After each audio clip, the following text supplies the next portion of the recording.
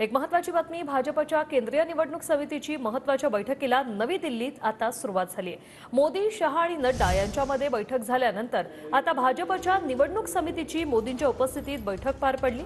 यामध्ये लोकसभेच्या जागांबाबत महत्त्वपूर्ण चर्चा होणार आहे। तर वाराणसीतून मोदी, गांधीनगरमधून पुन्हा अमित शहाच लोकसभा लढणार असल्याची सूत्रांची माहिती आहे। तर नितीन गडकरींना पुन्हा नागपुरातून तिकीट मिळणार असल्याची सूत्रांची माहिती आहे।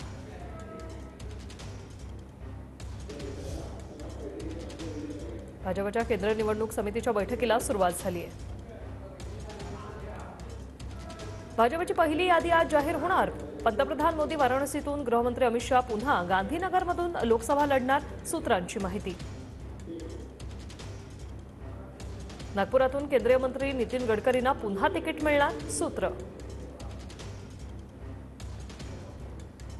अर्थमंत्री निर्मला सीतारामन, परराष्ट्र मंत्री जयशंकर लोकसभा लढू शकतात। राजनाथ सिंह लखनौ, किरेन रिजिजूंना अरुणाचल पश्चिममधून लोकसभेचं तिकीट मिळण्याची शक्यता, सूत्रांची माहिती। स्मृती इराणी अमेठीतून, ज्योतिरादित्य शिंदे ग्वालियरमधून लोकसभा लढवण्याची शक्यता, सूत्र। शिवराज सिंह चौहान विदिशाहून लोकसभा लढवण्याची शक्यता असल्याची माहिती सूत्रांमार्फत कळते।